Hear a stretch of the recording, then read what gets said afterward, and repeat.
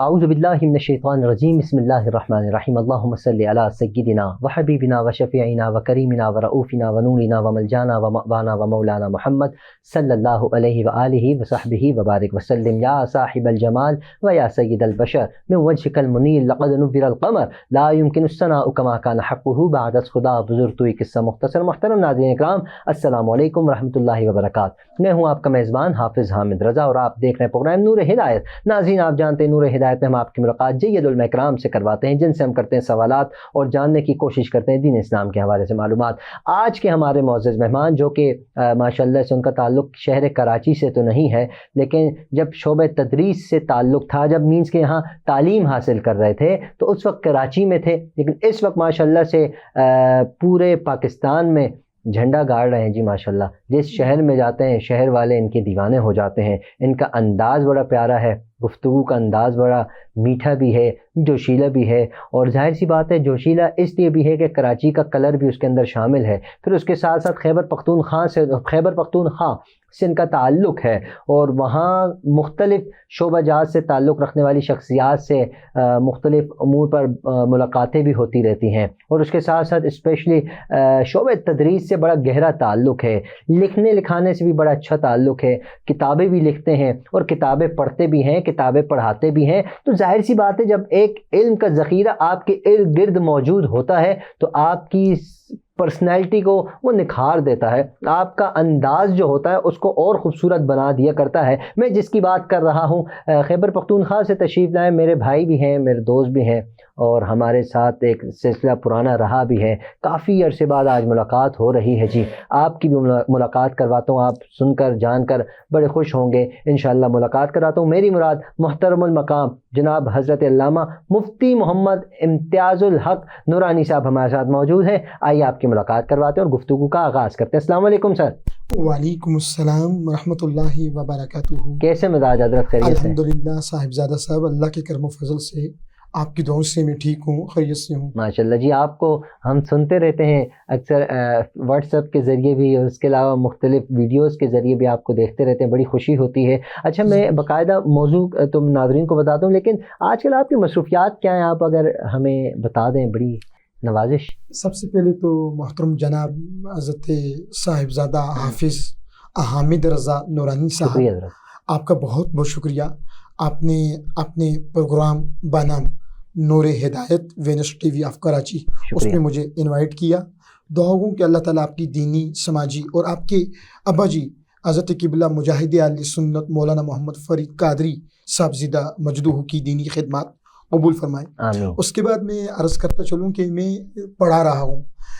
آج کل میں سر سید ماڈل اسکول اینڈ کالج میں پروفیسر ہوں کے پی کے میں, اور اس کے علاوہ محتمم ہوں جامعہ اسلامیہ عرفان القرآن. یہ کے پی کے کون سے شہر میں؟ ضلع ہری پور میں. ضلع ہری پور, ماشاءاللہ ضلع ہری پور میں.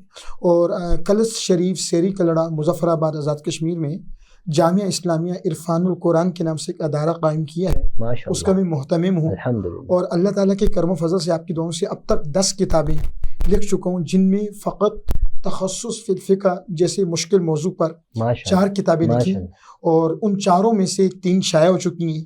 ایک کتاب مفتی عارف شاہ اویسی صاحب حویلیہ, بہت بڑا نام ہے, انہوں نے بہت بڑا نام ہے, انہوں نے شائع کروائی. اس کتاب کا نام ہے مفتی کورس کا تقابلی مطالعہ. اور دوسری 2 کتابیں نظامیہ کتاب گھر لاہور سے شائع ہوئی. اب یہ حال ہی میں نے دوران سفر ایک کتاب کمپلیٹ کی جس کا نام ہے خیال پارے معادوائیں, اور معادوائیں 47 صفحات پر یہ مشتمل ہے, بہت جلد مارکیٹ میں آ جائے گی. اور اس کے علاوہ مختلف ٹی وی چینلز کے پروگرام میں بھی شریک ہوتا رہا. اب تک کوئی 500 سے زائد پروگرام کر چکا ہوں میں, بطور عالمی دین شرکت کر چکا ہوں, اور یوٹیوب پہ موجود ہیں. اور مختلف جو جماعتیں ہیں ان کے عہدوں پر بھی فائز رہا, لیکن تدریس اور تصنیف سے اور بیان سے لگن تھا اور ہے.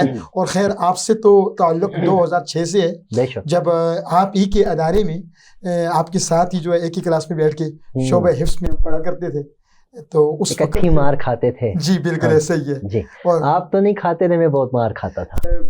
بہرحال میں بھی اس میں برابر کا شریک ہوتا تھا. خیر جو ہے آپ کے زیر سایہ. اچھا اب جب آپ نے بات چھیڑ ہی دی تو کچھ نام اور یاد آتے ہیں جن میں تھے تصدق بھائی تھے، وہ امجد بھائی جی، وہ تھے، اور ایک حافظ عبد الماجد قریشی، حافظ صاحب، علامہ جاوید نورانی، جی بالکل، اس طرح کے نام ہیں. یہ ہمارے ظاہر سے حافظ علامہ عبد الماجد منصف یہ بھی جی تھے.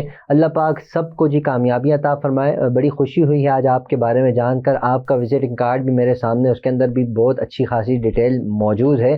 یہ ساری ڈیٹیل موجود لکھنے تک محدود نہیں ہوتی ناظرین اکرام، اس کے پیچھے بہت زیادہ محنت ہوتی ہے. اگر کوئی بھی اپنا وزٹنگ کارڈ بنا لے، اس کے اندر ڈیٹیل ایویں ہی ڈال دے تو وہ پھر جھوٹ پر مبنی ہو جاتا ہے نا. لیکن ہم امتیاز بھائی کو دیکھ رہے ہیں، عرصہ دراز سے دیکھ رہے ہیں کہ یہ محنت کر رہے ہیں، لگاتار محنت کرتے ہیں. کبھی مفتی منیب الرحمان صاحب کے پاس پہنچے ہوتے ہیں، کبھی عارف شاہ ویسی صاحب دامت برکات کے پاس پہنچے ہوتے ہیں، کبھی جید علماء اکرام کی خدمت میں حاضر رہا کرتے ہیں. اس کی وجہ یہ ہے کہ ان سے بہت کچھ سیکھنے کی کوشش کرتے ہیں، ان سے جاننے کی کوشش کرتے ہیں، اور ان سے معلومات فراہم کرتے ہیں کہ جناب یہ کرنے جا رہا ہوں، کرنا چاہیے یا نہیں. علماء کی صحبت بہت اہمیت کے حامل ہے. آج کا ہمارا جو موضوع ہے جی وہ ہے علماء کی صحبت. علماء اکرام کی جو صحبت ہے یہ بہت اہمیت کے حامل ہے. العلماء ورثۃ الانبیاء، یہ جو انبیاء اکرام کے وارث بنے ہیں علماء اکرام، ان پر تاج ہے انبیاء کے وارث کا. تو میں چاہوں گا اس پر گفتگو کرتے ہیں، آپ کیا فرماتے ہیں اس حوالے سے؟ بسم اللہ الرحمن الرحیم. محترم و مکرم جناب حافظ حامد رضا نورانی صاحب، علماء کی صحبت سے پہلے علماء کا مقام عرض کر دوں، اس کے بعد صحبت کی طرف جاتے ہیں. قرآن کریم فرقان حمید میں اللہ رب العزت نے ارشاد فرمایا، قل هل يستوي الذين يعلمون والذين لا يعلمون. اے محبوب مکرم صلی اللہ علیہ وسلم، آپ فرما دیجئے کیا جاننے والے اور نہ جاننے والے برابر ہو سکتے ہیں؟ اور اسی طرح قرآن کریم فرقان حمید میں اللہ رب العزت نے ارشاد فرمایا، انما یخشى اللہ من عبادی العلماء، کہ اللہ کے بندوں میں وہی اللہ سے ڈرتے ہیں جو علم والے ہیں. اس آیت کے شان نزول کو سیدی اعلیٰ حضرت نے اس طرح بیان کیا، اور تفسیر خزائن العرفان میں بھی لکھا ہے کہ نبی کریم صلی اللہ علیہ وسلم نے فرمایا کہ جس کے پاس جتنا زیادہ علم ہو وہ اتنا ہی زیادہ اللہ سے ڈرتا ہے. تو میں محمد کے پاس قائدار کائنات نے اپنے بارے میں فرمایا، سب سے زیادہ علم ہے تو میں سب سے زیادہ اللہ سے ڈرنے والا ہوں. علماء کی فضیلت چند آیات سے نہیں، 20 آیات بینات سے ثابت ہے، بلکہ سینکڑوں آیات قرآن کریم میں موجود ہیں جن سے علماء کی فضیلت بیان ہو رہی ہے، اور ہزاروں احادیث سے مبارکہ میری ریسرچ ہے، اس پر تحقیق ہے، سینکڑوں نہیں ہزاروں احادیث سے مبارکہ اور حضرات علماء کرام کی فضیلت اور اہمیت پر موجود ہیں. جن میں سے حدیث حصول برکت کے لیے جامع ترمذی سے پڑھ رہا ہوں. حضور نبی کریم صلی اللہ علیہ وسلم نے ارشاد فرمایا، حضرت ابو سعید الخدری روایت کرتے ہیں، حضور نے فرمایا کہ من سلک طریقا یبتغی فیہ علما سلک اللہ لہ طریقا الی الجنہ. اللہ، جو بندہ علم دین حاصل کرنے کے لیے کسی راستے پر چلتا ہے، اللہ رب العزت اس کو جنت کے راستے پر سبحان اللہ، کیا بات ہے. اور حضور نے فرمایا ورداء لطالب العلم وان العالم لیستغفر له من فی السماوات والارض حتی الحیتان فی الماء. طالب علم اور عالم کے لیے زمین اور آسمان کی ہر چیز، حتیٰ کہ سمندر میں رہنے والی مچھلیاں بھی بخشش و مغفرت کی دعا کرتی ہیں. کیا بات ہے جی، اور کیا ابھی بات. آپ نے اپنی گفتگو میں یہ حدیث مبارکہ کی لفظ دہرائی بھی، انہی لفظوں کو دوبارہ دہرانا چاہوں گا. حضور نے فرمایا فضل العالم علی العابد، عالم کی فضیلت عبادت گزار پر ایسے ہے کفضل القمر علی سائر الکواکب، جس طرح 14ویں رات کے چاند کی فضیلت باقی ستاروں پر ہوتی ہے. یا سیاروں کا لفظ نہیں آیا چونکہ سیاروں کو ستاروں سے روشنی ملتی ہے. اور اس کے بعد آقا دو جہاں سید الانبیاء جانی کائنات وجہ تخلیق کائنات معلم و مقصود کائنات حضرت محمد رسول اللہ صلی اللہ علیہ وسلم نے فرمایا، یہ وہ ایک ہی حدیث چل رہی ہے، فرمایا ان العلماء ورثۃ الانبیاء، کہ علماء نبیوں کے وارث ہیں. انما لم یورثوا دینارا ولا درہما، نبیوں نے اپنی وراثت میں دینار و درہم کو نہیں چھوڑا. انما ورثوا العلم، انہوں نے اپنی وراثت میں علم کو چھوڑا ہے. فمن اخذ بحظ وافر، جس نے علم کو پا لیا اس نے ایک بہت بڑا حصہ پا لیا. تو جن شخصیات کا یہ مقام ہو کہ وہ وارث ہوں حضرات انبیاء کرام علیہ السلام کی، اور وہ شخصیات ہوں جن کے لیے زمین و آسمان کی تمام چیزیں بخشش اور مغفرت کی دعائیں مانگتی ہوں، اور وہ شخصیات جن کے قدموں کے نیچے اللہ کے فرشتے اپنے پر بچاتے ہوں، ان کی صحبت سے بہتر کس کی صحبت ہو سکتی ہے؟ بالکل نہیں. اور اگر ان کے علم کے ساتھ ان کا عمل بھی ہو تو ان کی صحبت آپ یقین جانیں، میں یہ سمجھتا ہوں کہ सैकड़ों बरस की इबादत से बेहतर है। ऐसा ही है, बिल्कुल। हजरत सादी शिराजी ने फरमाया सोहबत सालिह तोरा हाँ सालिह हाँ कोना, हाँ, क्या बात है कि जी। अच्छों की सोहबत बंदे को अच्छा बना देती है। सोहबत तालिह तोरा तालिह कोना, बुरों की सोहबत इंसान को बुरा बना देती है। अगर कोई शख्स ताजदार कायनात सल्लल्लाहु अलैहि वसल्लम की सोहबत में बैठे और हालत ईमान में ताजदार कायनात को देखे, उसका खातिमा भी ईमान पर हो, वो सहाबी कहलाता है। लेकिन ताजदार कायनात के बाद किसी भी शख्सियत को देखने वाला जिसने हुजूर को नहीं देखा, वो सहाबी तो नहीं कहला सकता।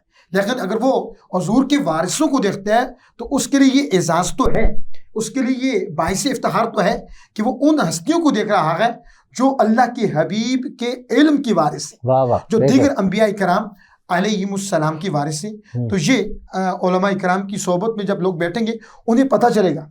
आए लोग उलमा की सोहबत में नहीं बैठते, जो जी में आता कहते हैं वो, और सफ़र के महीने को मनुष्य समझा जाता है, फिर मंगल के दिन को मनुष्य समझा जाता है। फिर बाज़ देहातों में भी, चूँकि देही इलाकों में भी आना जाना मेरा रहा, मैंने देहातों में भी इमामत खिताबत की, शहरों में भी की, और ज़ाहिरी बात है मेरा आज़ाद कश्मीर के एक पसमानदा देहात से ताल्लुक़ है, कलश शरीफ सेरी कोल्ला से, और हज़ारा डिवीज़न में एक अरसा 12 साल से दीन की खिदमत का मौका मिला, फिर कराची में। तो देहातों में जो किबला हामिद रज़ा नूरानी साहब, हमारे यहाँ जो लोग उलमा की सोबत में नहीं बैठते वो अजीब व गरीब जाहिलाना बातों को फॉलो कर रहे होते हैं और रसूमात बातिला उनकी मरतकब हो रही होती है। भाई जुमे के दिन किसी औरत ने कपड़े नहीं धोने, अगर वो धोएगी तो 5 जुमे ऐसा करेगी उसके शौहर का इंतकाल हो जाएगा या वो बेरोज़गार हो जाएगा। तो आज जहालत की जो कसरत है उसका सबब यही है कि हम अहले इल्म की सोबत में नहीं बैठते। हमारे यहाँ कराची में एक बड़ी नामी गिरामी शख्सियत मौजूद है, एक वो बहुत बड़ी तंजीम को चला रहे हैं। वो फरमाते हैं कि मैंने उलमा की सोबत में बैठ बैठ के जो है इल्म सीखा, और वो अब माशाल्लाह किसी बड़े आलिम से कम उनके पास इल्म नहीं है और इंटरनेशनल तंजीम को चला रहे हैं। तो उलमा की सोबत इंसान को जो है आलिम तो नहीं बनाती, लेकिन ये ज़रूर है कि वो गुमराही से बचा ले। बिल्कुल ऐसा। नबी करीम सल्लल्लाहु अलैहि वसल्लम ने फरमाया कुर्ब क़यामत से पहले ऐसा ज़माना आएगा लोग बगैर इल्म के फतवा देंगे, उनके पास इल्म नहीं होगा, वो ख़ुद भी गुमराह होंगे, दूसरों को भी गुमराह करेंगे।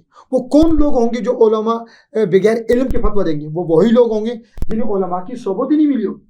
और अगर उलमा की सोबत बंदे को मुस्तकिल मिल जाए, मुस्तकिल रोज़ाना बना 8 से 12 तक उनके सामने शर्फ़ तलम्मुस करे, ज़ानु तलम्मुस तय करे, तो यकीनन 7-8 साल में वो आलिम बन जाता है। और फिर वो जो फतवा जारी करता है वो इंसान को सिरात मुस्तकीम पर गामज़न कर देता है। उसकी तरफ से जो दीन के वजह से हदायत जारी होती हैं वो सिरात मुस्तकीम पर चलने का सबब बनती है। बिल्कुल। अच्छा, जैसा कि कहा जाता है कि तमाम जहान इस वक्त इस दौर के तमाम हाफिज एक तरफ, तमाम नाख़्वा एक तरफ, सब मिल मिला कर भी एक आलिम की क्या कहते हैं, आलिम के स्टेज तक नहीं पहुंच सकते, ये हकीकत है। लेकिन इसके बरअक्स अगर हम देखते हैं अपने फ़ी हाजिर जिस ज़माने में मैं और आप सांस ले रहे हैं, इसमें एक आलिम दीन को और हमारे सीनियर नाख़्वानों को बहुत ज़्यादा जो है ना, ये समझ लीजिए कि आलिम को कम मैं अल्फाज यूज़ नहीं करना चाह रहा, नीचा दिखाने के अल्फाज नहीं कहना चाह रहा, मतलब कि आलिम दीन को इज़्ज़त कम दी जाती है और एक नाथवा को इज़्ज़त ज़्यादा दी जाती है। हालांकि मैं खुद नाथवा हूँ, लेकिन मैंने अपने मुख्तलिफ़ स्टेजों पर ये चीज़ ज़रूर देखी है। मैं इस प्लेटफॉर्म के ज़रिए मुफ्ती इम्तियाज़ुल हक नूरानी साहब की आवाज़ को सामने रखते हुए मैं चाहूँगा कि इनकी भी आवाज़ उन उलमा इकराम के साथ मिल जाए कि जो इस पर एहतजाज करते हैं, क्योंकि भाई आलिम का रुतबा बहुत अफजल है। आलिम के रुतबे को मैंने और आपने नहीं, सरकार ने बुलंद फरमाया है। तो हम कौन होते हैं कि सरकार के बुलंद किए हुए रुतबे को घटाएं और आजकल की नौजवान नस्ल के जिसकी आवाज़ अच्छी हो या जो मुर्कियाँ अच्छी मारता हो उसको हम सर पर बिठाएं और आसमान की चोटी पर ले जाएं? इस पर आप क्या फरमाते हैं हज़रत? अच्छा, हज़रत साहबज़ादा हामिद रज़ा नूरानी साहब, ये बहुत अच्छा सवाल किया है, नो डाउट, इसमें कोई दूसरी राय नहीं, क्योंकि आप फिर मुझे नहीं मिलेंगे, मैंने कहा मौके से फ़ायदा उठाऊँ ना, फिर आप पता नहीं कब तशरीफ़ लाएँ। जज़ाकल्लाह। इसमें कोई शक नहीं, इसमें कोई दूसरी राय नहीं कि हमारे यहाँ न सिर्फ शहर कराची में बल्कि मुज़फ़्फ़राबाद तक कराची, खैबर तक कराची, हर जगह ऐसा ही होता है कि नाम निहाद नाथानों को, मैं असल नाथानों की बात नहीं कर रहा, और जाहिल जो पीर हैं उनको बहुत ज़्यादा रिस्पेक्ट दी जाती है, और उलमा को लोग घूर के अकीराना अंदाज से देख रहे होते हैं اور کم تر سمجھتے ہیں۔ اس پہ دو باتیں، پہلی بات تو یہ ہے کہ علماء کو اپنا اسٹیٹس قائم رکھنا چاہیے، علماء کو اپنے آپ کو کم تر نہیں سمجھنا چاہیے، حدیث میں اس پر وعیدات موجود ہیں۔ علماء کو یہ سمجھنا چاہیے کہ وہ کسی عام ہستی کے وارث نہیں ہیں اور عام لوگ نہیں ہیں۔ اور دوسری بات یہ کہ ہمارے یہاں چونکہ علماء میں سے جو جن کو زیادہ شہرت نہیں ملتی ہے، عموماً ان کا تعلق امامت خطابت یا درس نظامی کو لوگ تدریس کر رہے ہوتے ہیں، چونکہ وہ لوگ انتظامیہ کے مساجد کی انتظامیہ کے ماتحت ہوتے ہیں یا کسی مدرسے کے کسی ناظم اعلیٰ کے ماتحت ہوتے ہیں، وہ لوگ خائف ہوتے ہیں کہ اگر ہم ایسا کوئی عمل اٹھائیں گے، کوئی ایسی آواز اٹھائیں گے کہ جس سے ہماری ریسپیکٹ بڑھے، تو کہیں ایسا نہ ہو کہ کمیٹی والے ہمیں مسجد سے نکال دیں یا لوگ ہمارے مخالف ہو جائیں۔ تو میں یہ سمجھتا ہوں کہ علماء کو اس چیز کی بالکل بھی پرواہ نہیں کرنی چاہیے۔ پارہ نمبر 12 کی پہلی آیت مبارکہ ہے، وَمَا مِن دَابَّةٍ فِي الْأَرْضِ إِلَّا عَلَى اللَّهِ رِزْقُهَا، کہ زمین پر جو بھی چلنے والا ہے اس کا رزق اللہ کی ذمہ کرم پر ہے۔ تو کھلم کھلا جہاں اکارت کی بات ہو رہی ہو تو وہاں برملا ببانگ دہل اس چیز کا اظہار کرنا چاہیے کہ ہم عام لوگ نہیں ہیں، ہم وہ لوگ ہیں جنہوں نے 8-10 سال مدرسوں میں پڑھا ہے اور پڑھنے کے بعد اس مقام تک پہنچے ہیں۔ ایک وہ شخص، ایک پیر کی گھر کوئی شخص پیدا ہوتا ہے، ایک دن اس نے مدرسے کا منہ نہیں دیکھا ہوتا، وہ آٹومیٹک پیر ہوتا ہے۔ اور ایک عالم کا بیٹا جو ایک عالم ہے وہ 10 سال اور مفتی بننے تک 12-14 سال لگ جاتے ہیں، لیکن لوگ پھر بھی اس کی رسپیکٹ نہیں کرتے۔ تو اس میں کچھ غلطیاں علماء کی بھی ہیں، علماء نے اپنے آپ کو منوایا ہی نہیں ہے۔ بعض علماء تو خوش آمدی ہوتے ہیں، انہوں نے پیران جاہل جو پیر تھے ان کو اس قدر اٹھایا مال بٹورنے کے لیے، اب وہ جاہل پیر ہی چاہ رہے ہیں کہ ان کی خوش آمد کی جائے اور جاہل نہ تھواں۔ میں آپ جیسے اہل علم کی بات نہیں کر رہا، آپ تو خود ایک علمی دینی درسگاہ ایک عرصہ دراز سے آپ کے اور آپ کے ابو جی چلا رہے ہیں، اور سینکڑوں لوگ آپ کی درسگاہ سے جو ہے عالم بن کر گئے، حافظ بن کر گئے، لیکن میں دیگر لوگوں کی بات کر رہا ہوں۔ خیر آپ مجھ سے زیادہ بہتر جانتے ہیں حامد بھائی، اس فیلڈ سے چونکہ آپ خود بھی وابستہ ہیں۔ تو ایسے علماء جن کی قول و فعل میں تضاد ہے، جن کا مقصد فقط پیسہ بٹورنا ہے، جو فنکار ہیں، جو میک میں آتے ہیں کیمرے کے سامنے، لوگوں کے سامنے کچھ ہیں، پس پردہ کچھ ہیں، تو میں یہ سمجھتا ہوں کہ ایسے لوگوں کا بائیکاٹ بھی کرنا چاہیے۔ اور دوسری بات یہ ہے کہ پھر وہ جو علماء کرام ہیں، علماء کو بھی اپنے فضائل بیان کرنے چاہیے، بتانا چاہیے، جمعے میں بتانا چاہیے، مختلف محافل میں بتانا چاہیے۔ اور جن لوگوں کو علماء کے فضائل اور مناقب نہیں پتہ، ان لوگوں کو بتانا چاہیے یار یہ عام لوگ نہیں ہیں، یہ وہ لوگ ہیں کہ جن کے بارے میں نبی کریم صلی اللہ علیہ وسلم نے فرمایا میری امت کے کسی عالم کی فضیلت عام لوگوں پر ایسی ہے جیسی میری فضیلت تم میں سے کسی ادنا پر۔ پھر حضور نے یہ بھی فرمایا میری امت کے علماء بنی اسرائیل کے انبیاء کی طرح ہیں، نبی کے مقام کو تو کوئی نہیں پہنچ سکتا۔ پھر یہ وہ لوگ جو اطلب العلم من المہدی الی اللحد، نبی کریم نے فرمایا کہ علم ماں کی گود سے لے کر قبر تک حاصل کرو، اس کا مصداق اتم اور پیکر اتم بنتے ہیں۔ وہ لوگ جو تعلم العلم، حضور نے فرمایا تھا کہ تعلم العلم، لوگوں علم حاصل کرو، فإن تعلم للہ خشیۃ، علم کی طلب یہ انسان کے دل میں اللہ کا خوف پیدا کرتی ہے، وطلب عبادت، اور اس کی طلب عبادت بھی ہے، ومذاکرۃ تسبیح، اس میں مذاکرات تسبیح بھی ہے، والبحث عنہ جہاد، اس میں بات مباحثہ کرنا جہاد بھی ہے، اور نااہل کو علم سکھانا، فرمائے بہترین نااہل کو جس کے پاس علم نہیں ہے، جاہل بندے کو علم سکھانا، فرمائے یہ بہت بڑا صدقہ ہے۔ لیکن جو لوگ علم کے قدردان نہیں ہیں ان کے سامنے علم کی بات بیان کرنا، میں بحوالہ یہ بات عرض کروں گا، مشکات شریف میں یہ روایت موجود ہے کہ گویا کہ خنزیر کے گلے میں سونے کا ہاتھ ڈال دیں۔ اور میں آپ کو بتاتا چلوں حامد بھائی، عالم کی فضیلت کا جہاں تک تعلق ہے، ایک عالم 70 افراد کی شفاعت کرے گا۔ حافظ قرآن کا بہت بڑا مقام ہے۔